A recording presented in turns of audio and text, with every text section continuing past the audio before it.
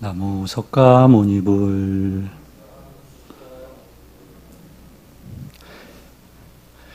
거룩하고 거룩하신 석가모니 부처님의 완벽하고 청정한 가르침 법을 상세하고 명확하게 밝혀주시는 순일 원장 스님께 감사 올립니다. 개정의 팔정도를 닦아나가는 여정에서 모범을 보여주시는 순일선원 도반 불자님들께 깊이 감사드립니다.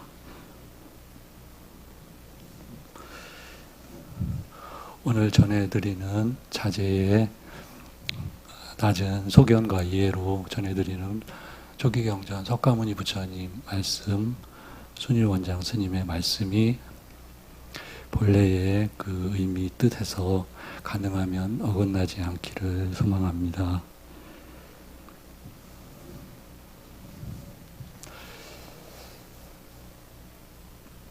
저번 주에 순일 원장 스님 법문에 바른 법에 대해서 끊임없이 사유하는 것이 참으로 중요하다 말씀이 계셨지요.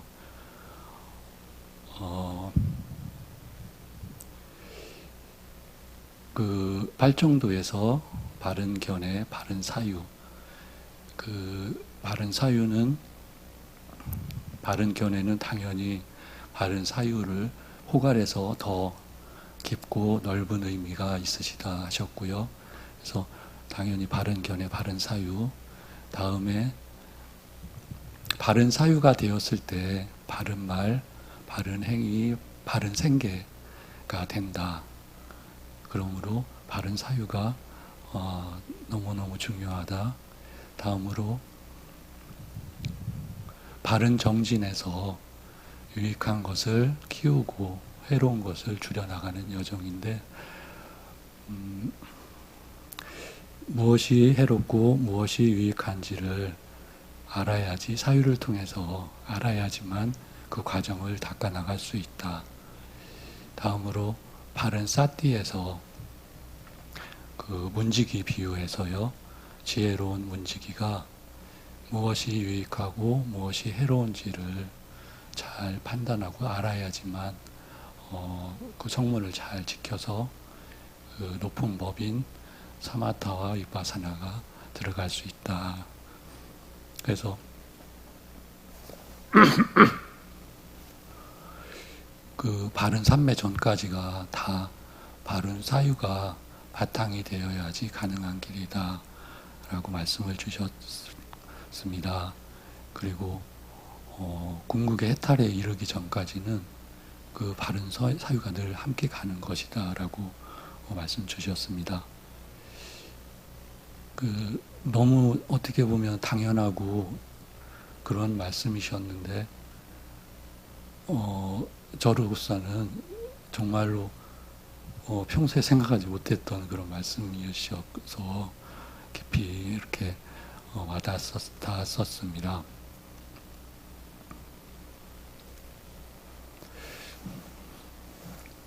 그래 오늘 제가 이제 같이 살펴보려고 하는 게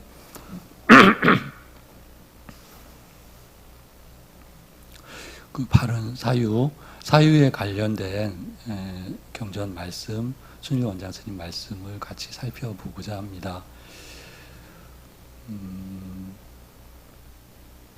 쉽게는 전 사유가 생각이죠. 저희가 생각하는 거. 그런데 전 인식한다라고도 이렇게 표현을 하고요. 좀 높은 경지라고 하긴 그런데 좀 반조한다 이런 용어도 경전에 나오셔요. 그래서 큰 의미로는 같은 의미다 이렇게 여겨집니다.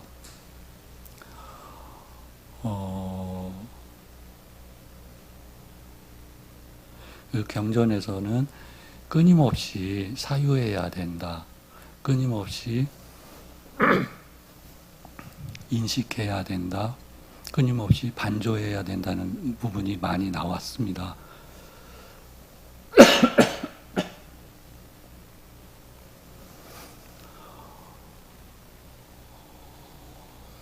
네, 끊임없이라는 용어가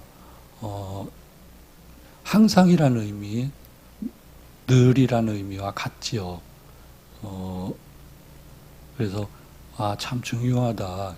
그것을 이제 저희가 알 수 있어요.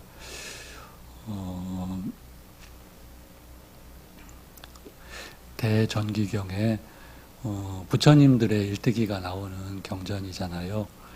거기에 이제 이빠시 부처님 91겁전에 부처님께서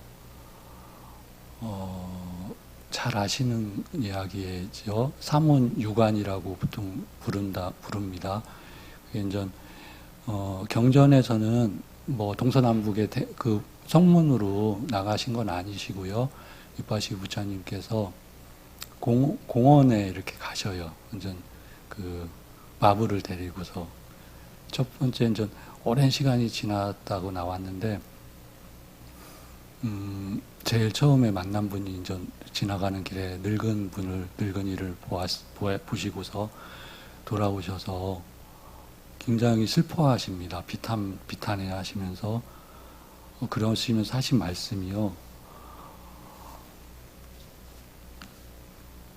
참으로 태어난 자에겐 반드시 늙음이 오고 그 태어남이라는 것이 참으로 혐오스럽구나 라고 말씀을 하시면서 탄식을 하십니다. 저도 그렇게 생각을 해본 적이 없었는데 그 다음은 전 병든 자, 그 다음에는 전 죽은 자, 시신을 보시고서 마찬가지로 그 탄식을 하시는데요. 부처님께서는 제 생각을 보통은 늙고 병들고 죽음에 대해서 참 탄식을 할 거라는 것은 이해가 되는데 그것이 태어남의 원인으로 늙고 죽고 병들고 죽는구나. 태어남이라는 것이 참 혐오스럽구나라고 그런 말씀을 하셨어요. 그래서 태어남이라는 게 일반적으로 저희 입장에서는 축복이고 행복이지 않나요? 저희가 사랑하는 가족이 태어나고 이런 걸 보면 정말로 행복함을 느낄 수가 있는데 사랑과 그것이 참으로 혐오스럽구나라는 말씀하셨다는 게 어떻게 이럴 수가 있을까 하는 생각이 제가 들었어요. 그리고 전에 이제 순일 원장 스님께서 하신 말씀으로 기억하는데 당신께서도 태어나서 얼마 안 돼서 그 스스로 어떤 이제 양잿물 같은 곳에 들어간 것을 기억하신다는 말씀을 주셨습니다. 그 의미가 이제 태어남에 대해 혐오를 가지신 걸로 압니다. 그리고 그 이후로도 내가 잘못 왔다 이 세상에 그거는 그 사유를 통해서 사람들이 사는 그 목적이 보시면서 많이 혐오를 느끼신 걸로 여겨집니다. 이제 공부가 많이 되신 분들, 부처님이나 그런 분들께서는 전생에 그 사띠와 바냐를 가진 채로 어머니 뱃속에서 나온다고 경에 계시지요.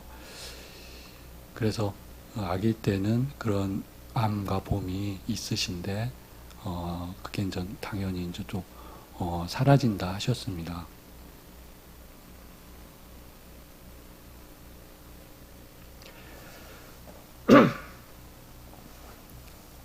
네, 그리고 이제 네 번째 부처님께서 이제 네 번째 이렇게 공원에 가시는 중에 출가자를 뵙고요. 이런 말씀을 하셨어요. 착한 분이 그분께 직접 말씀을 하시죠. 착한 분이시여.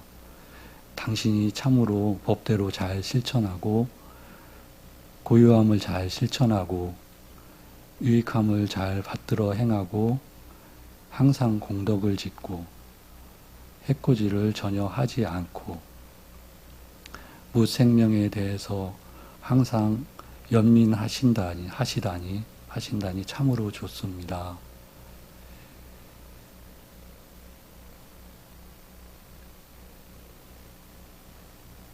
그래, 부처님께서 출가자분에서 보신 것이 이런 여기에서는 늙고 병들고 죽음을 극복했다는 말씀은 안 계시지만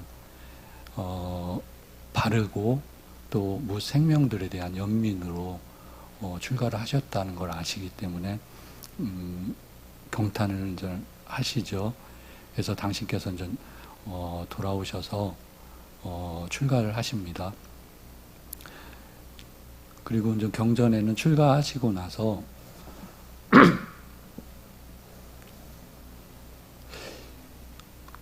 모든 괴로움, 늙음, 병듦, 죽음이 왜 어떤 원인으로 생겨났는가를 이제 살펴보시는 거죠. 사유로 하신 거겠죠.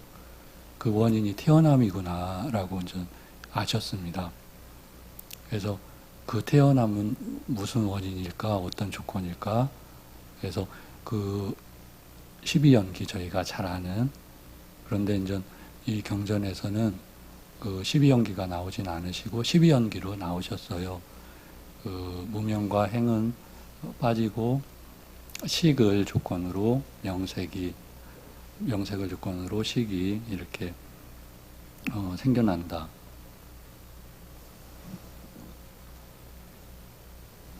그 다음으로는 그것을 이제 반야로 보신 다음에 오온의 생겨남과 소멸을 반야로 보시고 해탈을 하셨어요.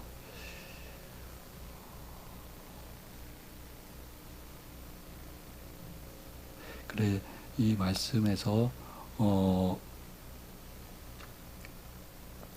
이것과 관련된 경전을 보면은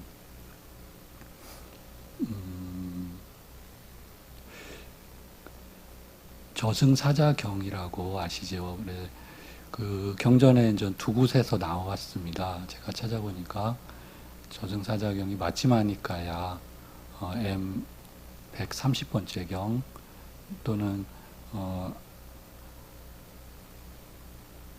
앙구따라니까야 A3의 35 경전이 저승사자경이었습니다. 저승사자라는 것은 그 대화, 두따 이렇게 되어 있는데요. 대화가 이제 신이라는 뜻이고 두따가 전령, 사자 이런 의미입니다. 그래 다른 분께서는 천사라고 이렇게 번역을 하신 용어입니다. 천사경, 저승사자경. 그러니까 같은 의미인데 그 다가오는 느낌이 서로 다릅니다. 같은 뜻인데도. 그러니까 제 견해로 경전의 말씀은 염라대왕께서 그 죽은 사람을 좀 그 문초를 하시는 거죠. 그대가 살았을 때 3명 또는 4명의 저승사자, 천사를 본 적이 없는가? 본 적이 없습니다.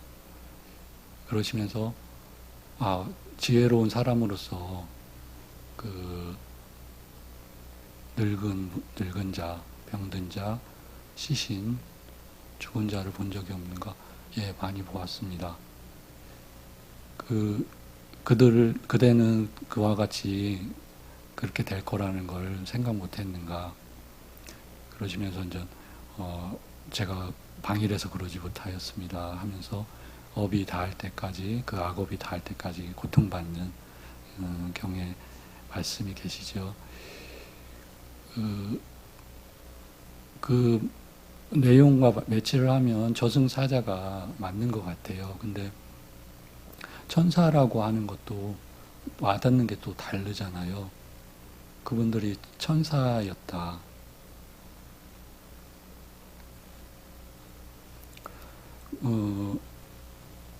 특히 이제 아기 경우를 말씀을 하셨잖아요. 아기가 자기 똥을 가지고 막 뒹구는 거, 그거에 대해서 이제 혐오감을 느낄 수 있겠지만 저희 대부분은 그렇지 않을 거예요. 너무 사랑스러운 거죠. 똥을 갖고 놀더라도. 천사, 거의 준 천사급이 아기겠죠. 그러니까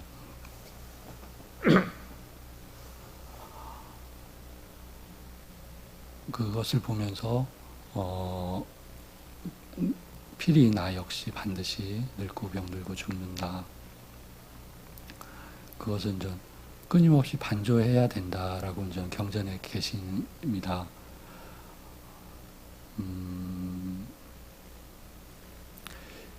반조라는 용어가 전 경전에 많이 나오시는데요. 좀 쉬운 의미로는 돌이켜 살펴본다라는 우리말이 있는데 그게 이제 반성한다 그런 의미가 있습니다. 그래서 저희가 늘 반성하고 살펴봐야 된다는 그런 뜻이 있고요. 좀 깊은 의미로는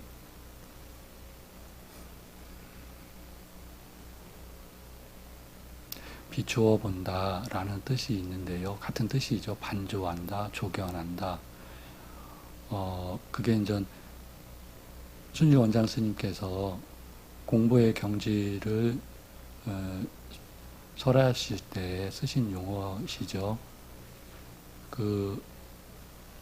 일반적인 사람들은 의식으로 주로 이제 대상에 관심을 가지고 집착하는 마음이 있기 때문에 대상을 본다. 눈의 상태는 그 사람의 마음의 상태와 거의 일치한다 하셨고요. 그게 그 사람의 어떤 수행의 경지와 같다라고 하셨습니다. 그런데 이제 집착이 많이 탐진치가 없어지신 분, 그런 분들께서는 밖에 이제 주의와 관심이 많이 거두어졌기 때문에 세상들이 보여진다, 들어온다, 전체가. 그래, 그분들은 보는 것이 아닌 보여지는 상태가 된다. 그게 이제 내면으로 향하고 또는 무의식으로 들어가는 여정이다라고 말씀을 주셨고요. 훨씬 이제 더 깊이 들어간 분들은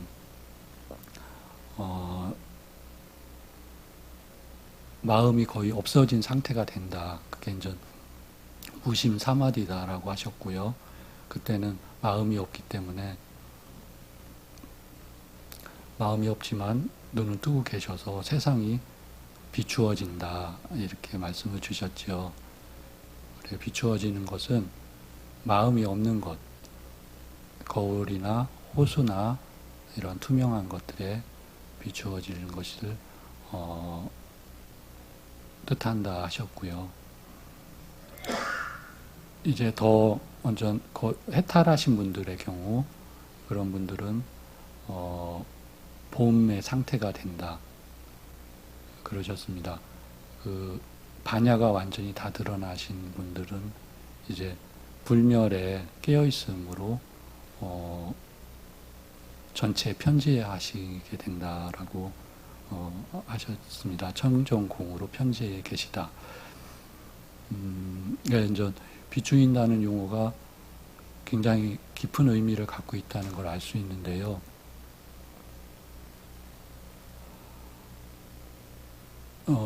제가 이제 경전을 좀 찾아보면 끊임없이 반조해야 된다라고 한 경전이 이제 3개가 계셨어요. 제일 끊임없이 반조해야 된다 하신 말씀은 쌍유타니카의 가죽근경이라고 S22의 100번째 경이신데요. 거기서 이 마음은 우리들 마음이죠. 마음은 오랜 세월 동안 탐욕, 성냄, 어리석음에 오염되었다 라고 끊임없이 자신의 마음에 반조해야 된다. 그렇게 나오셨고요.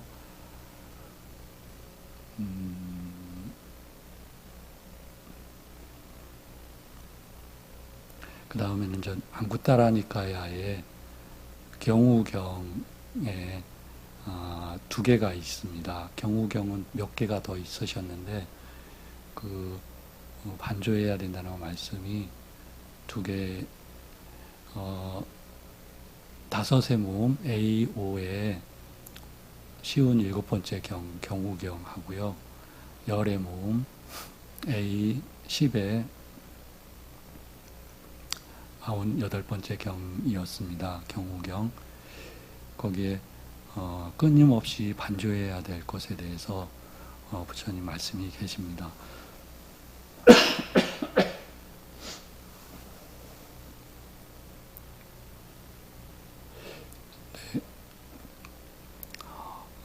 경우경 A5에 57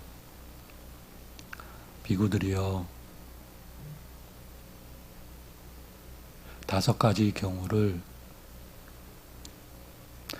여자든 남자든 재가자든 출가자든 끊임없이 반조해야 한다. 무엇이 다섯인가? 비구들이여 나는 늙기 마련이고 늙음을 굽어가지 못하였다. 라고 여자든 남자든 재가자든 출가자든 끊임없이 반조해야 한다.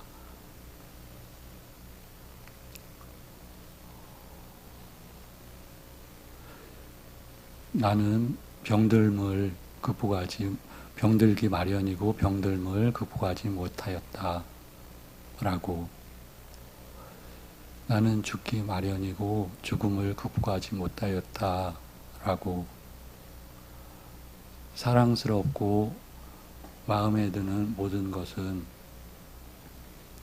변하기 마련이고 헤어지기 마련이다. 라고 나의 업이 바로 나의 주인이고 나는 업의 상속자이고 업에서 태어났으며 업이 나의 권속이고 권속은 거느린 가족 전체를 뜻합니다. 업이 나의 거느린 가족 전부이고 업이 나의 의지처이다. 내가 선업을 짓건 악업을 짓건 나는 그 업의 상속자가 될 것이다. 라고 여자든 남자든 재가자든 출가자든 끊임없이 반조해야 한다. 비구들이여 그러면 무엇을 반연하여 나는 늙기 마련이고 늙음을 극복하지 못하였다. 라고 여자든 남자든 재가자든 출가자든 끊임없이 반조해야 하는가? 비구들이여 중생들이 젊었을 때에는 젊음에 대한 자부심을 가진다. 그는 그 자부심에 도취되어 몸으로 나쁜 행위를 저지르고 말로 나쁜 행위를 저지르고 마음으로 나쁜 행위를 저지른다. 그가 이것을 끊임없이 반조할 때 나는 늙기 마련이고 늙음을 극복하지 못하겠다. 이것을 끊임없이 반조할 때 그가 젊었을 때 가진 젊음에 대한 자부심이 모두 제거되거나 혹은 줄어든다. 비구들이여 이것을 반연하여 나는 늙기 마련이고 늙음을 극복하지 못하였다. 라고 여자든 남자든 재가자든 출가자든 끊임없이 반조해야 한다.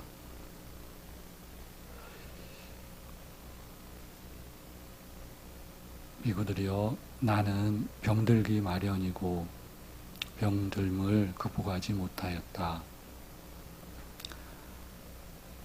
라고 여자든 남자든 재가자든 출가자든 끊임없이 반조해야 하는가? 비구들이여 중생들이 젊었을 때에는 건강에 대한 자부심을 가진다. 그는 그 자부심에 도취되어 몸으로 나쁜 행위를 저지르고 말로 마음으로 나쁜 행위를 저지른다. 그가 이것을 끊임없이 반조할 때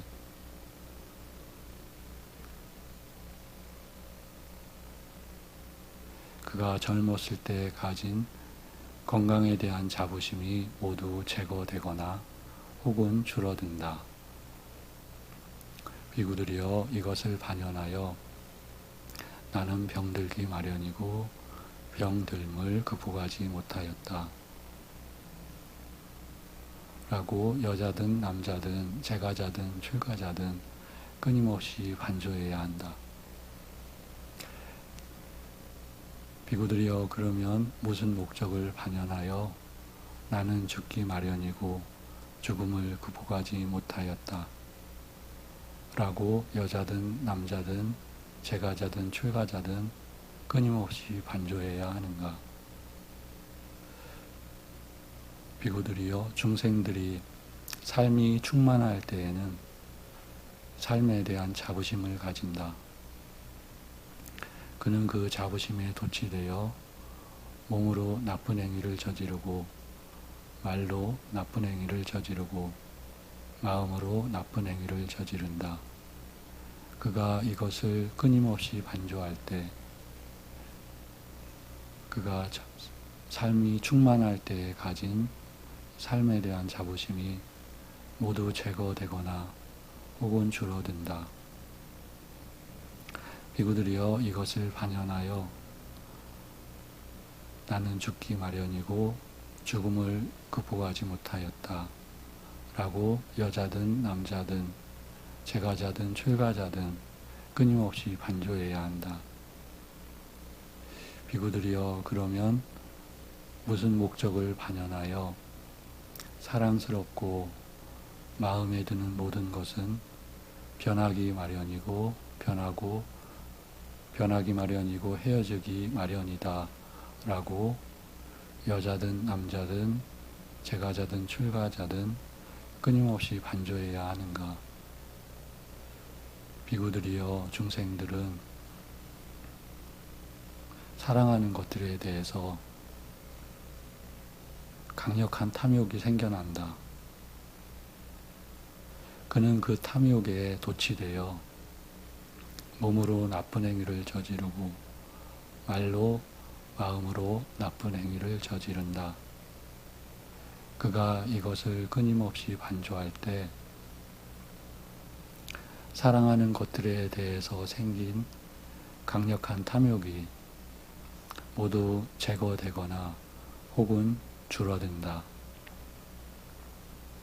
비구들이여 이것을 반연하여 사랑스럽고 마음에 드는 모든 것은 변하기 마련이고 헤어지기 마련이다. 라고 여자든 남자든 재가자든 출가자든 끊임없이 반조해야 한다. 비구들이여 그러면 무슨 목적을 반연하여 나의 업이 바로 나의 주인이고 나는 업의 상속자이고 업에서 태어났으며 업이 나의 권속이고 업이 나의 의지처이다.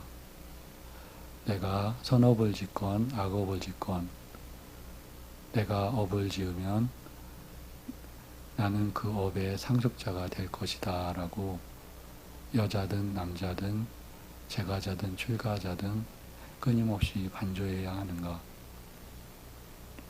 비구들이여 중생들은 몸으로 나쁜 행위를 저지르고 말로 나쁜 행위를 저지르고 마음으로 나쁜 행위를 저지른다. 그가 이것을 끊임없이 반조할 때 나쁜 행위가 모두 제거되거나 혹은 줄어든다. 비구들이여 이것을 반연하여 나의 업이 바로 나의 주인이고 나는 업의 상속자이고 업에서 태어났으며 업이 나의 권속이고 업이 나의 의지처이다. 내가 선업을 짓건 악업을 짓건 나는 그 업의 상속자가 될 것이다 라고 여자든 남자든 재가자든 출가자든 끊임없이 반조해야 한다. 비구들이여, 성스러운 제자는 다음과 같이 숙고한다. 나 혼자만 늙는 법이고 늙음을 극복하지 못한 것이 아니라 오고 가고 죽고 태어나는 모든 중생들도 늙기 마련이고 늙음을 극복하지 못하였다. 그가 이것을 끊임없이 반조할 때 도가 생겨난다.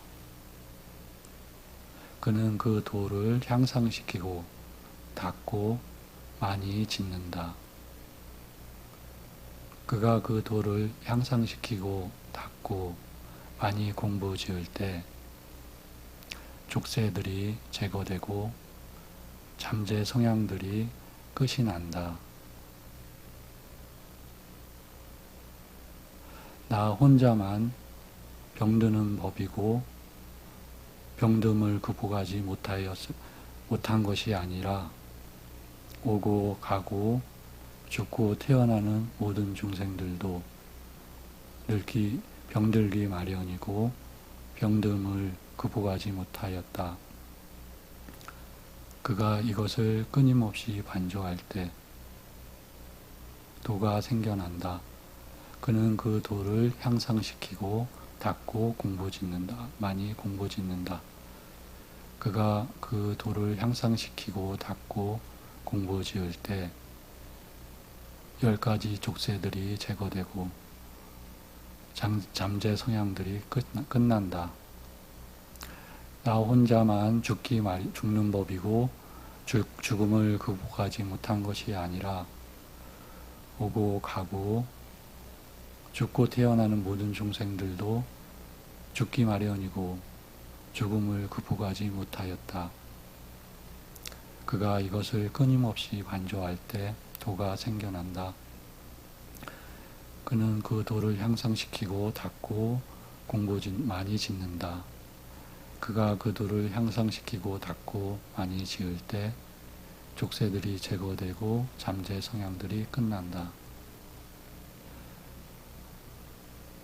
나 혼자에게만 사랑스럽고 마음에 드는 모든 것들로부터 헤어짐과 변하고 헤어짐이 있는 것이 아니라 오고 가고 죽고 태어나는 모든 중생들에게도 사랑스럽고 마음에 드는 모든 것들로부터 변하기 마련이고 헤어짐이 있다. 그가 이것을 끊임없이 반조할 때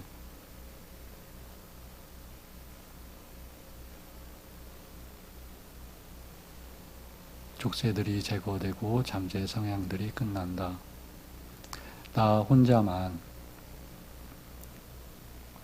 나의 업이 나의 주인이고 나 혼자만 업의 상속자이고 업에서 태어났으며 업이 나의 권속이고 업이 나의 의지처이고 선업을 짓건 악업을 짓건 내가 업을 지으면 그것의 상속자가 되는 것이 아니라 오고 가고 죽고 태어나는 모든 중생들도 그들의 업이 바로 그들의 주인이고 그들이 업의 상속자이고 업에서 태어났으며 업이 그들의 권속이고 업이 그들의 의지처이다. 선업을 짓건 악업을 짓건 그들은 그 업의 상속자가 될 것이다. 라고 끊임없이 반조할 때 도가 생겨난다. 그는 그 도를 향상시키고 닦고 많이 공부 짓는다. 그가 그 도를 향상시키고 닦고 많이 공부 지을 때 족쇄들이 제거되고 잠재 성향들이 끝난다.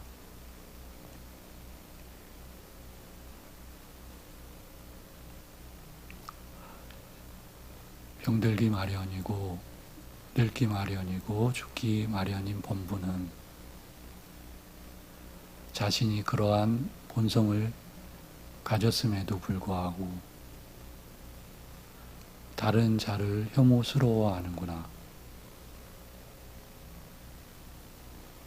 만일 내가 이러한 본성을 가진 중생들을 혐오스러워한다면 그와 같은 태도로 사는 것은 나에게 적절치 않으리.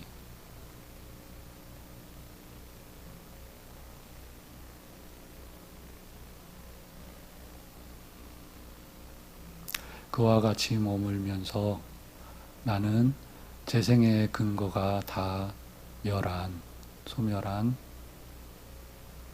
열반의 법 있음을 알았고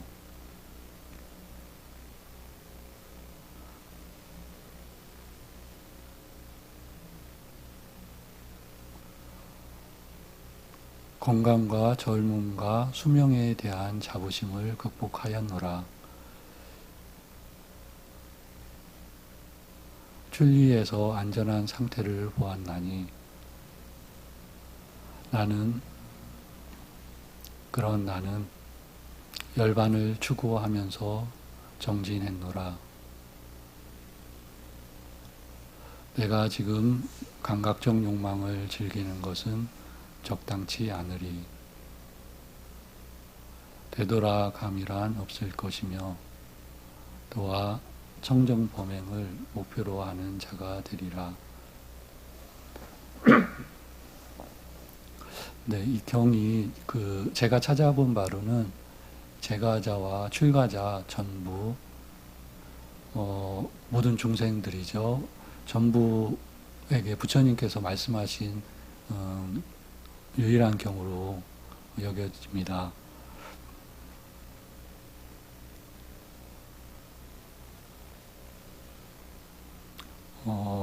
개송에서 부처님께서는 좀 제가 특이하게 여겨진 게 부처님께서는 완전한 열반 해탈을 이루신 분인데 개송에서 당신께서 그렇게 닦으셨고 아직 열반을 하지 못한 것처럼 개송을 하셨어요.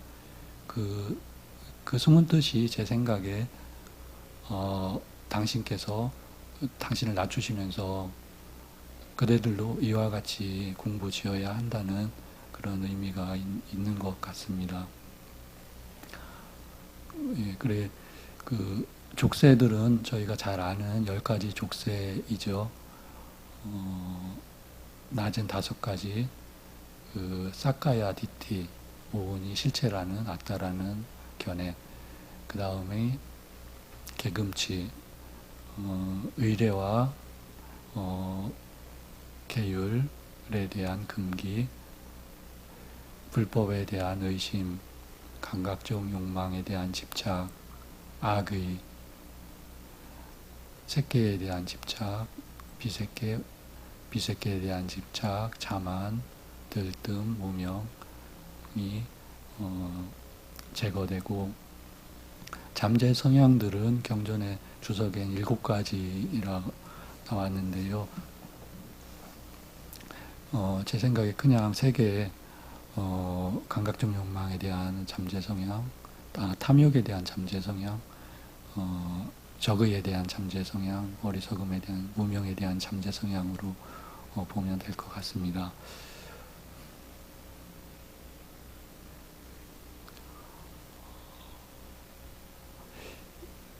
예, 좀 그냥 세상적인 그런 말로 지금 말씀하신 게 순한 맛, 좀 매운맛이 출가자의 경우경이신 걸로 이렇게 여겨집니다. A10의 48 경우경. 비구들이여, 출가자는 10가지 경우를 끊임없이 반조해야 한다. 무엇이 열인가? 나는 저열한 상태에 이르렀다 라고 출가자는 끊임없이 반조해야 한다. 내 생명은 남에게 달려있다 라고 출가자는 끊임없이 반조해야 한다. 내 행동은 달라야 한다 라고 출가자는 끊임없이 반조해야 한다. 내 마음은 계행에 대해서 나를 비난하지 않는가 라고 끊임없이 반조해야 한다. 지혜로운 동료 수행자들이 나를 자세히 살핀 다음 계행에 대해서 나를 비난하지 않는가 라고 끊임없이 반조해야 한다. 좋아하고 마음에 드는 모든 것은 변해버리고 끝나버린다, 없어져 버린다 라고 출가자는 끊임없이 반조해야 한다. 업이 바로 나의 주인이고 나는 업의 상속자이고 업에서 태어났으며 업이 나의 권속이고 업이 나의 의지처이다. 선업을 짓건 악업을 짓건 내가 업을 지으면 나는 그것의 상속자가 될 것이다 라고 출가자는 끊임없이 반조해야 한다.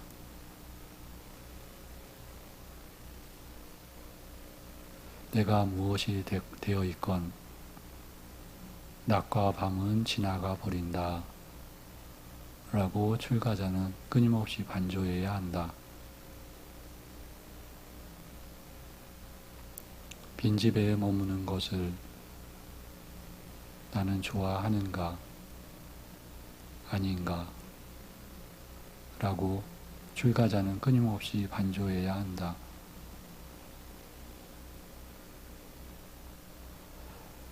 나는 인간의 법을 초월했고 성자들에게 적합한 지화견의 특별함을 증득했는가? 그러므로 내가 죽을 때 동료 수행자들의 물음에 의기소침해하지 않을 것인가?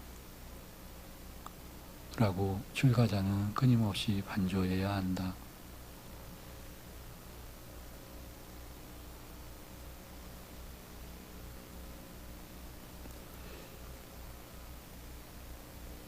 요 처음 세 가지는 좀 어려웠습니다.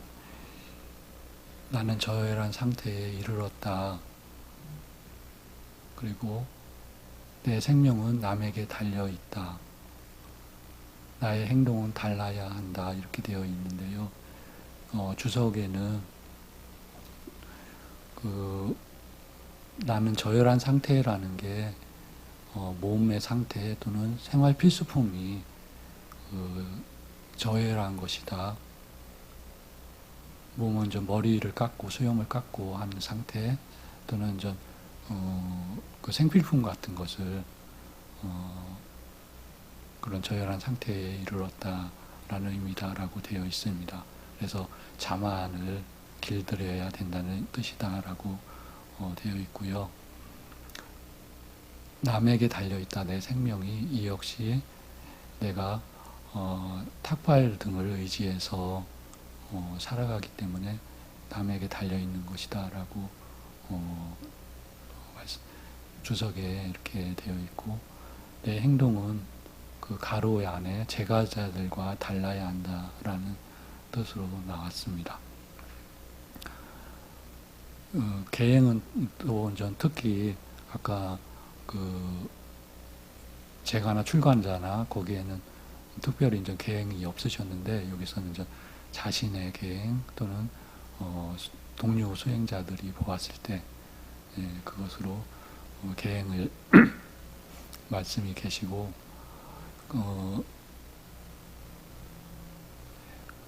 아까와 좀 달랐던 게 아까는 사랑스럽고 마음에 드는 것인데 여기에서는 좋아하고 마음에 드는 이렇게 나오셨어요. 그 뜻이 아마 제 견해로는 그 출가자는 이미 사랑스러운 것은 버렸어야 된다는 뜻이 아닌가.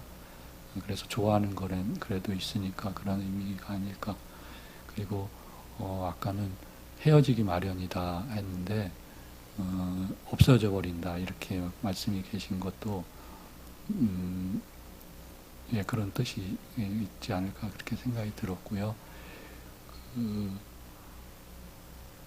마지막 이제 여덟 아홉 번째는 나의 상태가 내가 무엇이 되어 있건 그건 이제 아마 수행의 경지를 뜻하는 것 같습니다.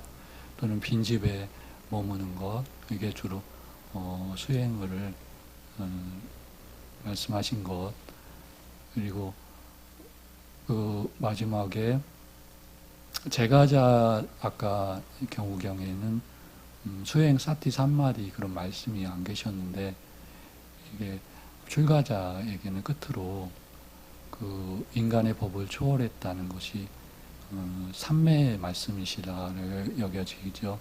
그리고 지화견 성자들이 증득한 지화견 역시 삼매가 필수다라고 저희가 잘 알고 있습니다. 그래서 그런 차이점을 말씀이 계신다 여겨졌습니다.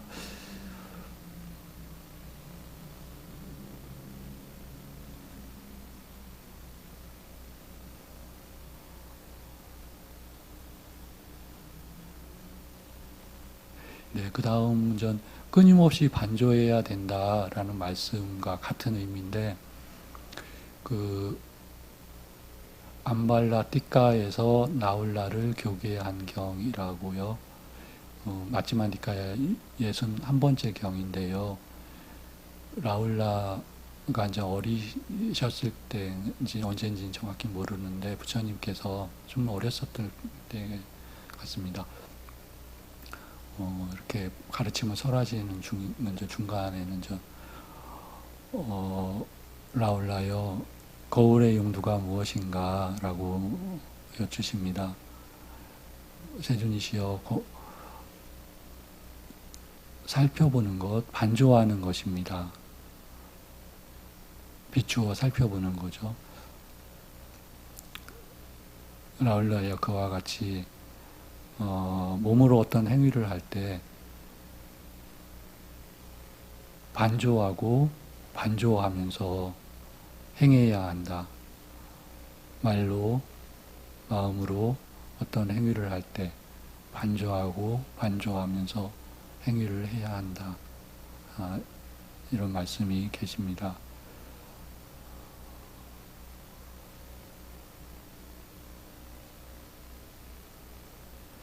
예, 제 소견으로 저가 경을 보았을 때 사실은 좀 너무 어렵다 이런 마음이 많이 들었습니다.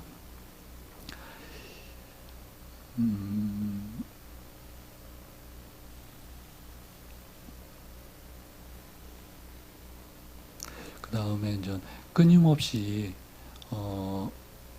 계속해서 생각함의 장소를 경전에 주로 6가지로 말씀을 주셨어요. 몇 가지 조금씩 차이가 나는데요. 주로 주신 게 계속해서 생각함의 장소, 부처님에 대한 거, 열애시포 있으시죠.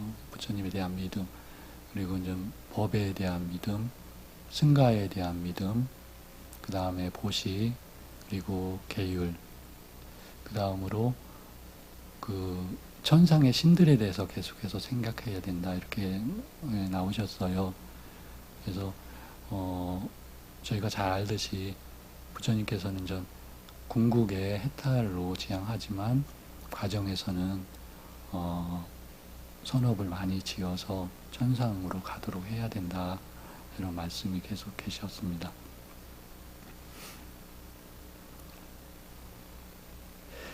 모든 존재들에게 괴로움이 없기를 소망합니다. 나무석가모니 불.